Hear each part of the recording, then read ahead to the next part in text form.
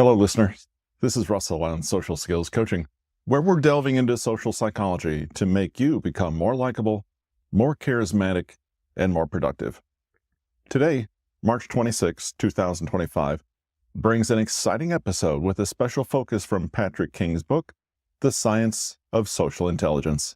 We'll cover key topics such as how dominance is different than prestige, but equally important to projecting an appealing persona, why warmth matters more over competence when forming connections with others, and strategies to increase your own perceived value without compromising personal integrity or authenticity.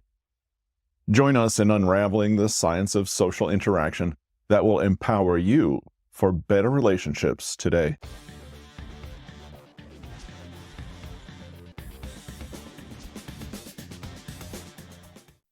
Now, let's go back to the aforementioned teenager in our mind, that awkward-looking figure at the throes of a rapid physical and emotional growth spurt. Now, take a look back to your own high school days. Think about your own social clique as a teenager, and your adversaries.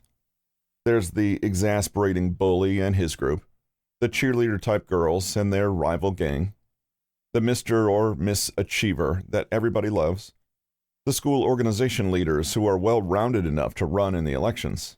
Of course, let us not forget the outcasts, the ones who barely have friends or are friends only with other outcasts.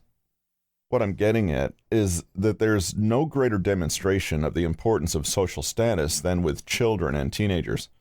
For many, the culmination of this process comes in high school, a time when it might have seemed like the cool or popular kids could do whatever they wanted, while the normal and less popular kids experienced a much different reality. It is in these stages that we are placed, partly by ourselves and by society in much bigger part, into a virtual petri dish from which our attitudes and conceptions develop and influence our social health and status later on. This is the same petri dish in which scientists and researchers look to gain valuable insights on the human social dimension. Now, I'm sure there are many happy, silly memories that could well up from our high school reminiscing. Of course, there are also terrible memories. The point is, however, that thinking back on them as an adult provides us a vantage point from which we can understand the underlying social assumptions we may have held. Looking back at our teenage assumptions, we can ask, how do these notions hold water in our present selves? This chapter will compare some of these notions to the findings and postulations of scientific researchers.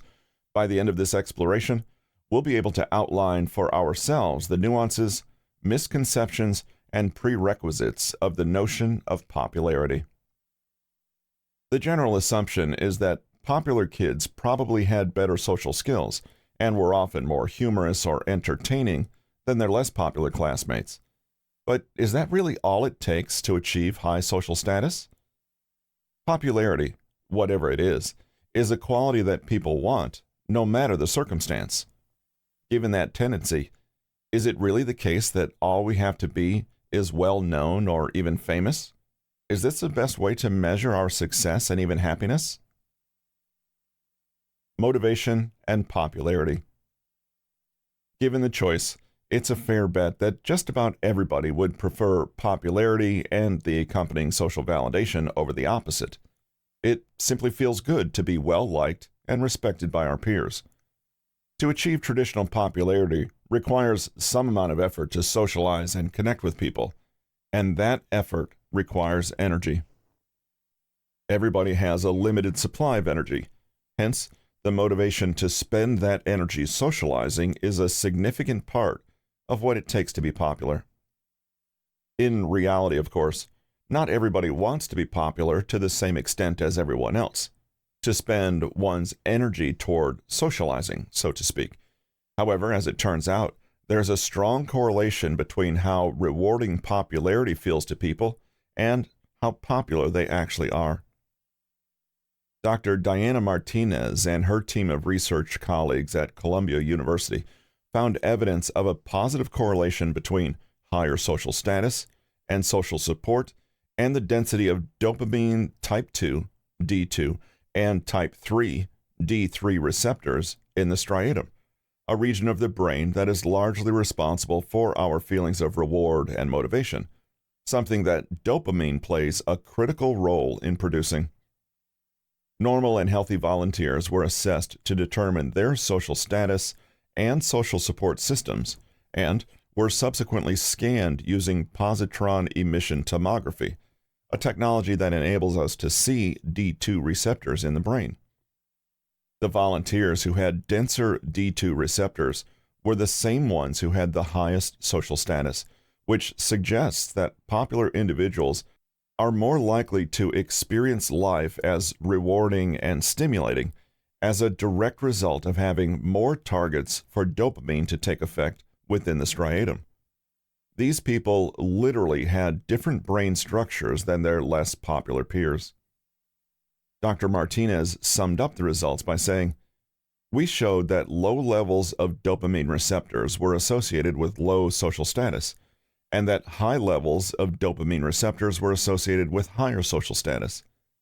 The same type of association was seen with the volunteers' reports of social support they experienced from their friends, family, or significant other." This contradicts our earlier assumption that personality traits were the underlying cause behind popularity. Rather, social status has to do more with how our brain works. Simply put, our brain structure and how much dopamine we produce influences the formation of certain personality traits that may result in popularity. The editor of Biological Psychiatry, Dr. John Crystal, commented on the results of the study and said, "These data shed interesting light into the drive to achieve social status, a basic social process. It would make sense that people who had higher levels of D2 receptors, i.e., were more highly motivated and engaged by social situations, would be high achievers and would have higher levels of social support. Popular people enjoy being with people and in social situations more, which will naturally make you more extroverted and charming. Indeed, having a healthy amount of dopamine will take one a long way." At this point, you may be wondering what you can do to take advantage of this new information. Is there a way to safely and naturally increase the density of dopamine receptors in our brains? Well, yes, kind of. There are chemicals called dopamine antagonists that are used to treat psychological conditions by artificially lowering dopamine, causing dopamine receptor density to increase in order to bring your brain back to an equilibrium. However, a sudden drop of dopamine could mean bad news. This chemical approach comes with loads of undesirable side effects and is not realistic for most people. Don't discourage yourself just yet. There are some realistic ways to increase your dopamine receptors, or rather, avoid desensitizing them, that don't come with dangerous side effects. It basically involves doing fewer of the activities that artificially increase our dopamine levels: excessive internet and TV use, coffee, recreational drugs, alcohol, watching pornography, or consuming a lot of sugar and processed food. Generally speaking, it's a matter of habit and lifestyle. If you are addicted to something unhealthy, it's likely because that thing is giving you a hit of dopamine. This will make you feel good for the time being, but it has a long-term consequence. Constant artificial boosting of your dopamine level has a numbing effect on your dopamine-detecting brain receptors. Motivation and reward behavior are dulled as your sensitivity to dopamine decreases. In essence, the point is to starve yourself of dopamine until you spend time with people. Making conscious choices to do fewer of the things that give us those quick and easily repetitive dopamine hits will have a positive, long-term impact on our feelings of motivation and reward in social situations, which, in turn, can help us to become more popular. Social sensitivity. In addition to being biologically predisposed to seek popularity due to greater dopamine receptor density, popular people have another interesting biological difference as compared to people with lower social status.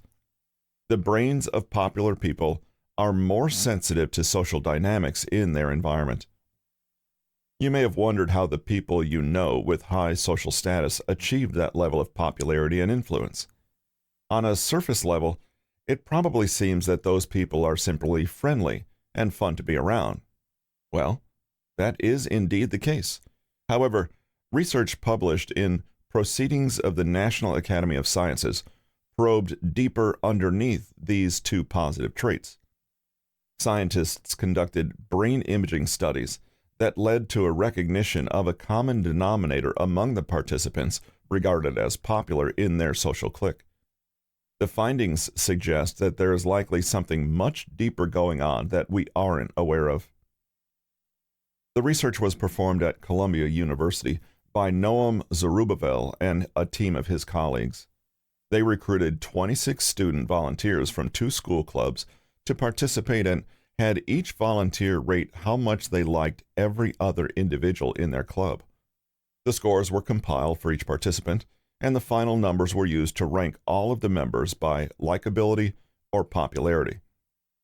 The students then lay in brain scanners and were shown photos of the faces of their peers, in addition to an occasional ghost face, a morphed average of all of the other faces.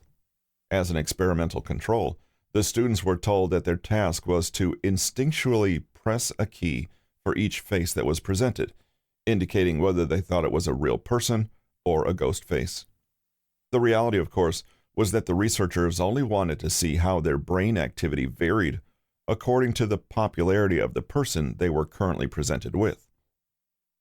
There were 2 main issues at hand that researchers wanted to work out. First, they wanted to see whether or not participants' brains responded differently according to the popularity of the person in each photo.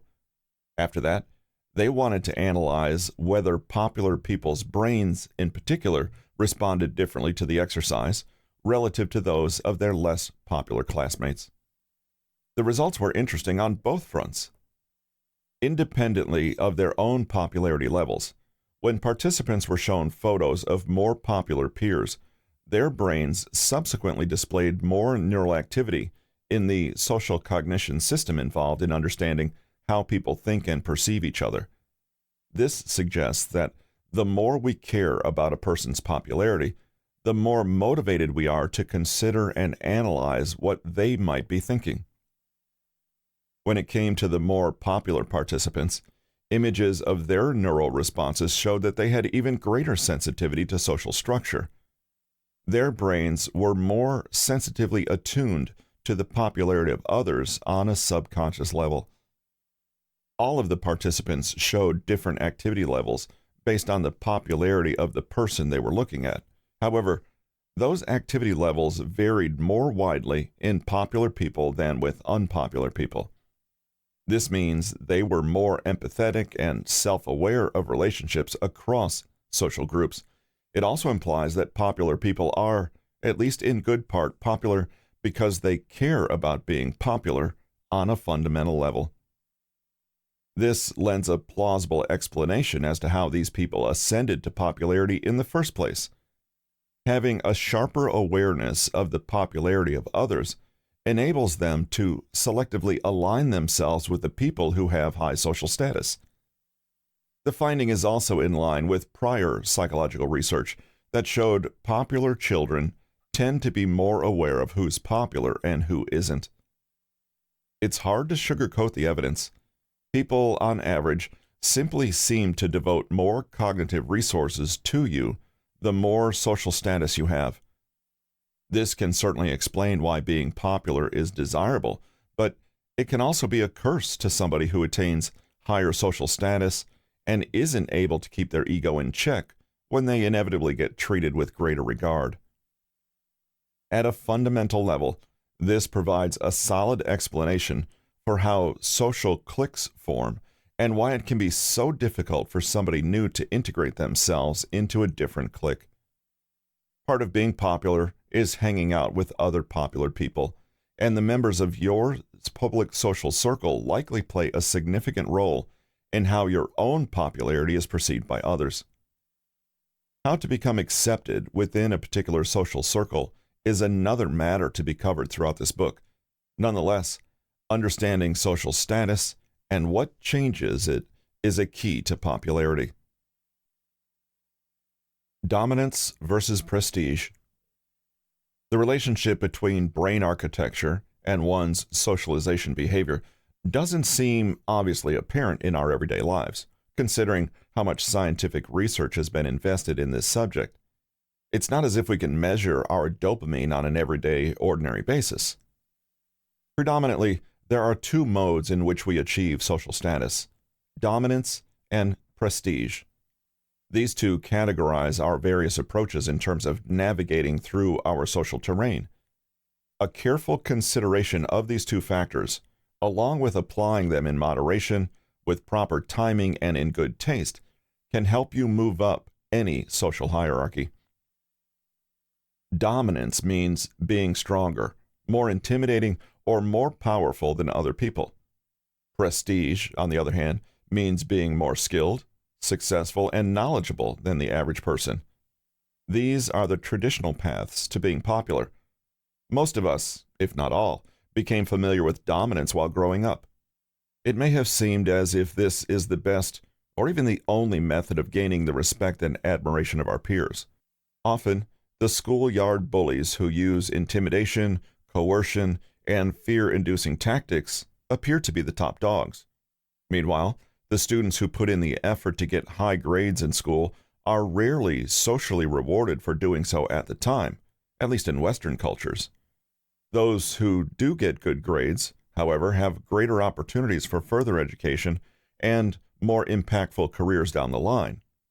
As a result, they might be recognized and respected for their skills, success, and knowledge later in life. Joseph Heinrich and Gil White studied dominance and prestige within the context of sociology, sociolinguistics, ethnography, and ethnology. They found that the two paths to social status evolved separately and for different purposes. As such, these two modes manifest in varying degrees depending upon the situation, context, or the wider culture as a whole. A person's mental and physical dispositions will naturally determine which strategy, or which combination of the two, is most useful to employ in any given situation. Somebody who grows up in a less progressive society or finds themselves in a highly adversarial environment, such as a prison, might find that the ability to intimidate others or enforce threats is the most effective way to reach the upper echelon of the social hierarchy. And, of course, if a person has a tendency to challenge and fight, or has natural physical strength, you can guess which path they'll take. For those who find themselves in social environments that lack dominance hierarchies, having the mental skills necessary to acquire knowledge and develop ideas that are valuable to society will make them more inclined to attain social status through prestige. As mentioned, approaching social navigation in terms of dominance and prestige is a practical matter. We can fine-tune our social tendencies between the two poles. We can be mindful of them. We can also strive to be better with these two as a guide. You can consider for yourself what routes to take to increase your own social status. This requires an honest assessment of your traits, strengths, and weaknesses so you can effectively use what you've got and minimize flaws. Keep in mind that there is no one rigid step-by-step way of doing things, as much as there is no absolute right or wrong between the two approaches. Pitfalls abound in both options if not properly balanced, thoroughly self-assessed, and executed with grace and subtlety. For example, you may gain some authority over others if you become extremely dominant, like the big bully from grade school, but is that really worth it if you sacrifice a good deal of likability in the process? Will the stature you gain be worth all the resentment? Having a dominant role suggests a certain degree of responsibility and accountability. Your social base will expect you to provide results. People tend to look up to a leader figure who assures everyone that everything is under control. People respond well to others who are confident and self-assured. When this is taken to the extremes of being cocky or self-absorbed, there will be a problem. Moreover, empathy is crucial, and results do matter. Dominance implies that there will be expectations that need to be met. On one hand, physicality may also play a major role in dominance, as somebody who is big in stature might have an easier time pulling off this trait than somebody who isn't particularly tall or strong. But this aspect is bound to have nuances. How much of a physical dominance is based on stature, and how much is based on visible health and fitness? An obese person who is 6 feet tall and weighs 250 pounds is a lot less intimidating, on average, than somebody who is also 6 foot tall and 250 pounds but is a bodybuilder, for example. Appearances are sometimes just that, appearances. Besides, strength may come in different forms. Physical strength doesn't necessarily translate to strength of will. So, what about the prestige route? Although not as apparent, there are still plenty of pitfalls with this strategy. Conceit doesn't pay. An intelligent and knowledgeable individual will be much less likely to attain social status through prestige if they are constantly reminding people of how smart and successful they are. It often requires a good deal of finesse to make people aware of your intellectual prowess without giving off the impression of being arrogant or judgmental. And being highly skilled, successful, and knowledgeable won't mean much socially if you don't have the communication skills to convey your abilities in a way the average person can understand and appreciate. The key here is to realize your goals of getting on top in a manner that is ethical, involves introspection, and is mindful of others. It is possible to take shortcuts to achieve some fast success, but it's certainly not advisable. A person who needs to put others down in order to appear dominant will eventually end up just looking insecure and inadequate. A physical trainer without the knowledge or discipline to be healthy and fit personally will not be trusted by others who want to become healthy and fit themselves. Dominance and prestige are what people naturally look for, and you need to authentically increase your standing in both of those respects. No matter how you choose to go about climbing up the social hierarchy, being genuine, as well as conscious of how others perceive you throughout the process, will certainly increase your odds for success. None of us were born with brains tailor-made for social success. None of us were born able to play basketball professionally either. That doesn't mean we can't improve upon our natural traits and take an advanced leap or two into what we know is instinctually valued. Warmth and competence. We've covered in the previous section the two approaches to climb the ranks in terms of social hierarchy. We haven't, however, looked into what is really the glue that binds people to you. When it comes down to it, what are the things that really make a person likable? Think about the people you have known and liked. Why did you like them? Why do you think others like you? Susan Fiske and Amy Cuddy have done extensive research on this question and have determined that we judge people on two main criteria: their warmth and their competence. Here, judge merely means to decide whether you like, trust, and respect a person and want to interact with them further. According to Fiske and Cuddy, liking, warmth, and respecting, recognizing competence, account for about 80% of the judgments we make about people, which then go on to determine whether we work with them, date them, form friendships with them, and so on. In other words, it's a big deal. These two traits can form a matrix of 4 possible profiles.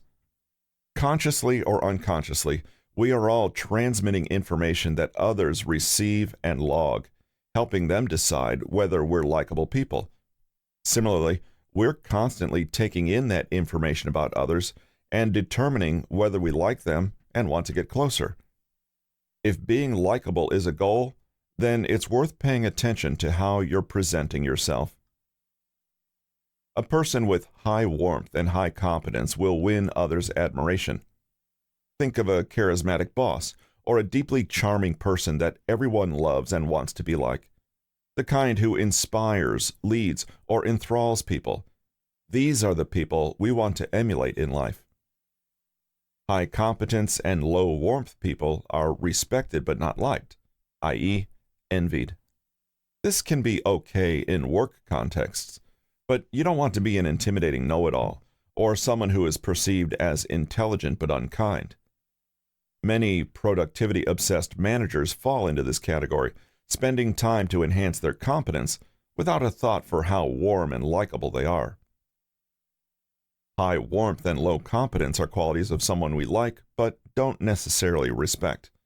Someone we pity, like an elderly lady who is sweet but incapable of accomplishing much. You might genuinely care for a person but consider them a bumbling idiot. Think of the class clown archetype, who generally depends on others for the heavy lifting, but they don't mind because he's charming and fun to have around. Finally, low warmth and low competence people cause us to feel contempt and dislike. Naturally, they aren't likable or good at anything, and we may judge them as not worth the investment of our time. This is the category we reserve for criminals, sociopaths, lazy and selfish people, those we neither like nor respect. This framework can be very useful in dealing with others, but especially in thinking about how we conduct ourselves in social situations. Being competent, we inspire respect. Being warm, we inspire trust. Both are important if we want to be liked and maintain good social connections. Without enough of either, you could be perceived as cold, untrustworthy, inept, or a complete waste of time. Let's consider competence. How exactly does one convey competence? You could get a qualification, provide a valuable service, solve a problem, lead a team.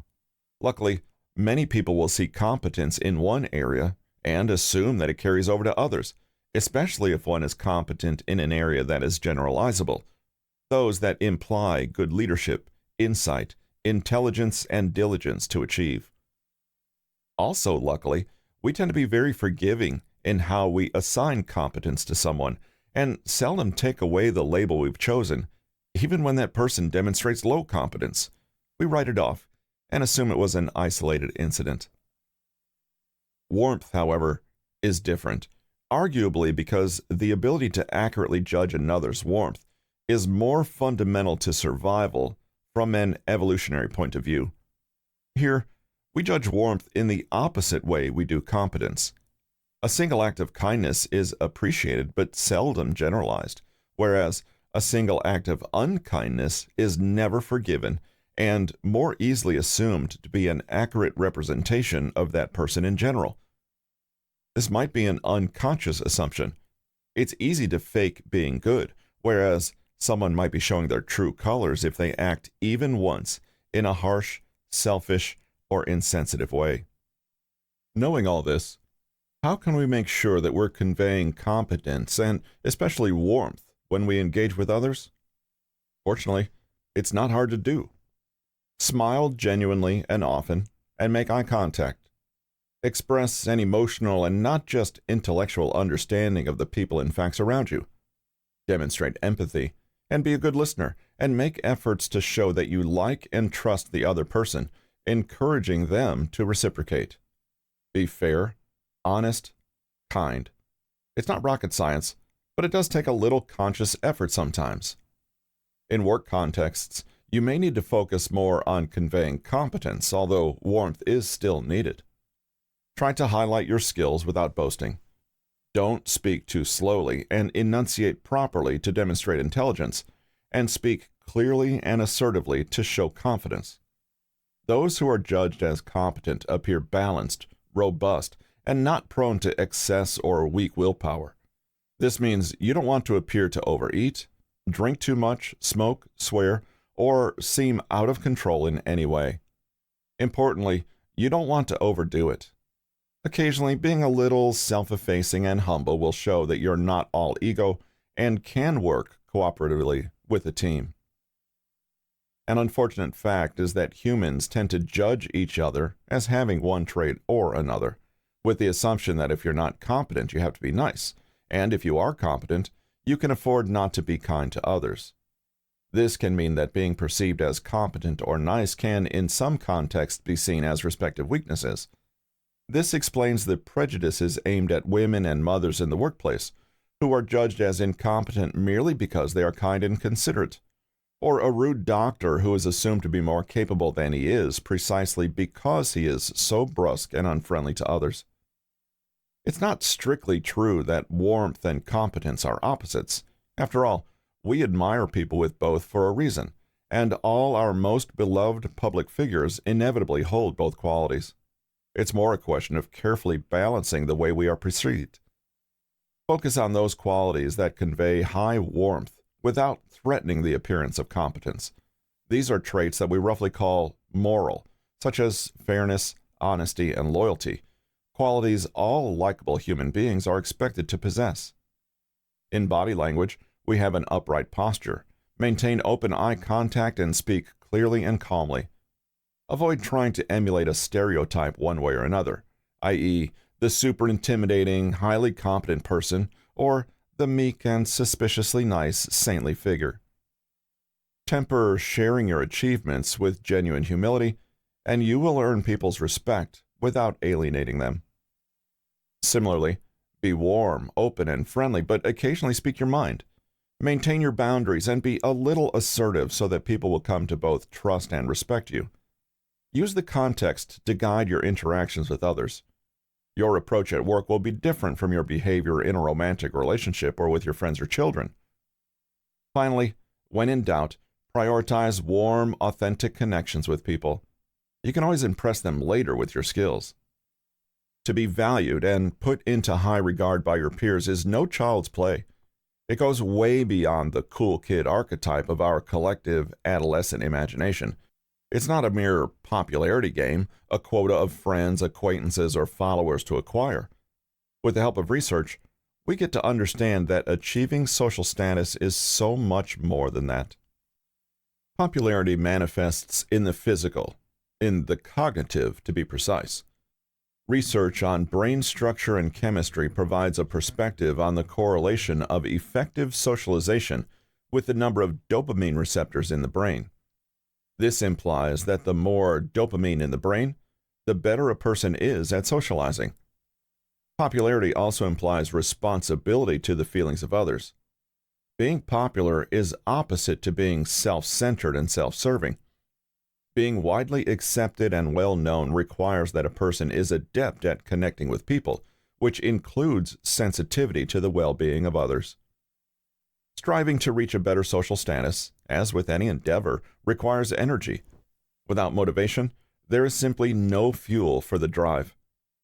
We've discussed the chemical dopamine regulation approach. This is a plausible path, but one that may end up leading to disasters. It requires professional help and is really just applicable for people suffering from addictive behaviors that artificially jack up dopamine.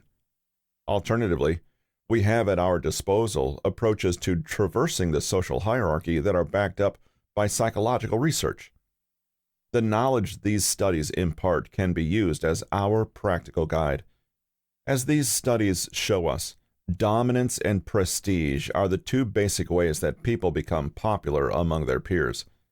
These traits manifest early in the social interactions of our formative years.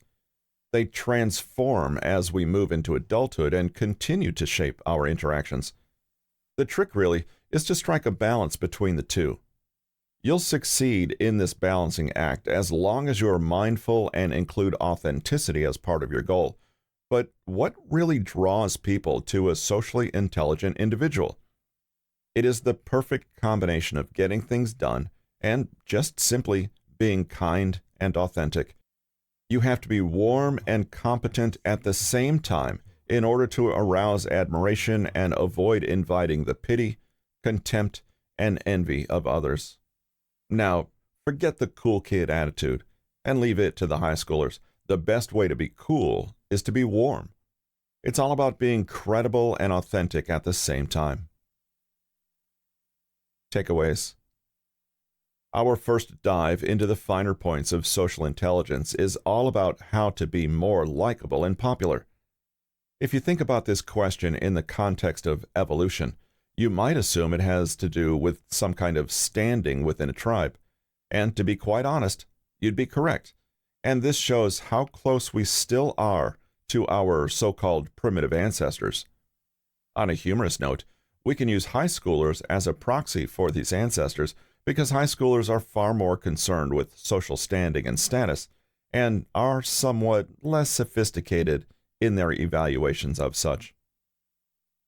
A couple of the most powerful predictors in who will be likable and popular are the simple motivation and sensitivity to such factors. In other words, those who want to be popular and also can tell the difference between popular and unpopular kids will be successful. You can say the same about people wanting a better job or wanting to learn to play the piano, for example. If they want to do it, and they're sensitive to what makes a good versus bad piano player, they surely stand a better chance. But it's a bit surprising to hear that simple social standing and likability follows the same rules. Now we get to the primitive stuff. Studies have shown that the following 4 traits are desirable, attractive, and place people high in social hierarchies: dominance, prestige, warmth, and competence. The studies, one found dominance and prestige, the other found warmth and competence, present what is a very logical set of traits for being cool, popular, likable, and of a high social status. Just think about how these traits might function in a tribal setting or as leader archetypes. When it comes down to it, we're a simple species.